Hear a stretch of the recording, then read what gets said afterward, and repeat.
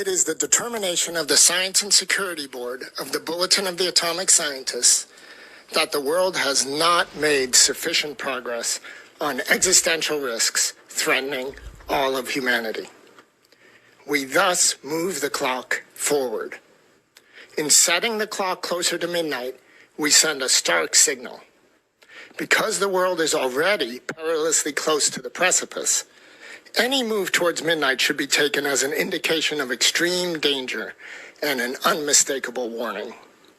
Every second of delay in reversing course increases the probability of global disaster. It is now 89 seconds to midnight. This is the closest the world has ever been to midnight. It is now 89 seconds to midnight. This is the closest the world has ever been to midnight. This is no ordinary clock. It doesn't tell time. Instead, it counts down to the apocalypse. This is the Doomsday Clock.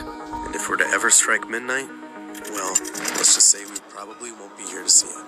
On January 28th, experts updated just how close they think we are to catastrophe. The Doomsday Clock was conceived by a group of scientists who worked on the atom bomb, known as the Bulletin of the Atomic Scientists. In 1947, the symbolic clock was first set at 7 minutes to midnight by designer Martel Langsdorff, representing their fears of atomic annihilation. The seeds of man's oblivion. But fears eased by 1963 with the signing of the Partial Nuclear Test Ban Treaty, and the Bulletin reset the clock to 12 minutes to midnight. Since then, the clock has been set further and closer to midnight, according to the severity of an increasingly diverse range of existential threats, determined by scientists and Nobel laureates, reaching its furthest in 1991 at a comforting 17 minutes from disaster. In 2022, the clock was kept to just 100 seconds to midnight due to issues like nuclear armament, climate change, and threats to democracy. In 2023, scientists moved the clock up even closer to global catastrophe at just 90 seconds to midnight and kept it there in 2024. And now, in 2025, experts pushed it to an alarming 89 seconds to midnight, due in parts to conflicts around the globe, AI advancement, and slow movement on addressing climate change. I'll be signing 4 new executive orders. First is that I'm directing our new Secretary of Defense, Pete Hegseth, he's what we need, to immediately begin the construction of a state-of-the-art Iron Dome missile defense shield, which will be able to protect Americans. You see that with Israel, where out of 319 rockets, they knocked down just about every one of them. So I think the United States is entitled to that, and everything will be made right here in the USA, 100%. Play for power by President Trump. The White House ordering a halt to all federal aid overnight, a move that could threaten hundreds of billions of dollars for state and local governments and impact everything from education to transportation.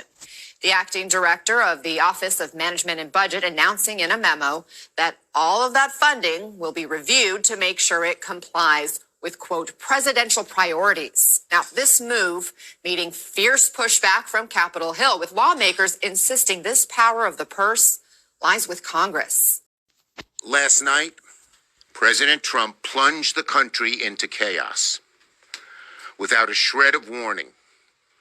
The Trump administration announced a halt to virtually all federal funds across the country. In an instant, Donald Trump has shut off billions, perhaps trillions of dollars that directly support states, cities, towns, schools, hospitals, small businesses, and most of all, American families. This is a dagger at the heart of the average American family in red states, in blue states, in cities, in suburbs, in rural areas. It is just outrageous. Donald Trump's administration is lying to you. The White House's attempt to walk back what they did today does not match what we saw on the ground. They assured us that Medicaid would not be affected. That was a lie. Our state agencies were unable to access the Medicaid system until an hour ago, preventing payments for services.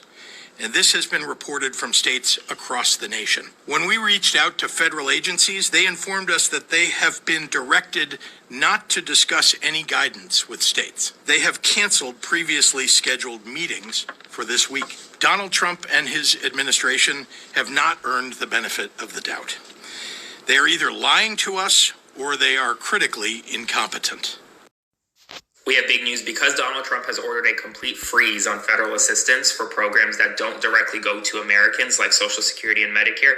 Here's everything that could be impacted at 5 p.m. today. Funding for Medicaid could be impacted. Funding for school breakfast and lunch programs, Section 8 rental assistance, Title I education grants, temporary assistance for needy families, state grants for child care, Head Start programs, which child care facilities rely on, and the special supplemental nutrition program for women, infants, and children. But that's not all. Before I continue, if you don't yet follow me on my Instagram, Substack, and YouTube reason, it's all linked in my bio. HUD's Community Development Block Grant program could be impacted, and the EPA's grant of clean water infrastructure grants will likely be frozen. State highway reimbursements could be impacted. Funding for local law enforcement agencies to help them fight crime could be impacted. And funding for research for universities to cure cancer could be impacted. We don't exactly know yet what will be impacted, but all of these programs are essentially on the chopping block right now. Our country is under direct threat by the President-elect of the United States. It is a declaration of economic war, in my opinion. And in wartime, people need to come together and support each other. Whatever it takes to ensure we get the attention of the Americans, that we remind them about how their prosperity is our prosperity. They have no better ally in the world. Whatever it takes, British Columbia will be there.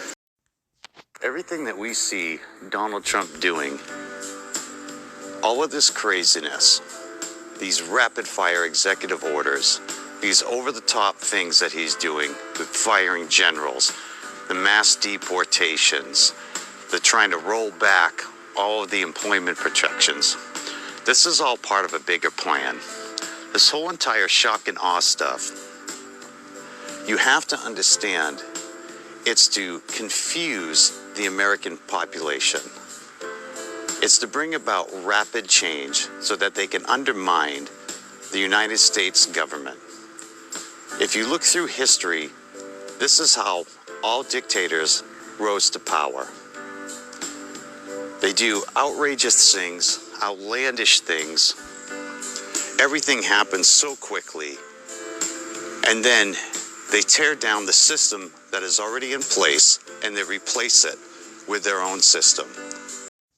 Why the fuck would the owner of the Yankees come out and warn the country? Just watch this shit. Let's just say the power grid goes out. I'm telling you, it's gonna happen. I know. Just do whatever you can to be ready for it. Some people are maybe saying, well, I don't have the kind of money. You guys got the money and da-da-da-da. This isn't about money. Okay, now you tell me. Didn't Trump just mention that in his speech? The big problem is we need double the energy we currently have in the United States. Can you imagine?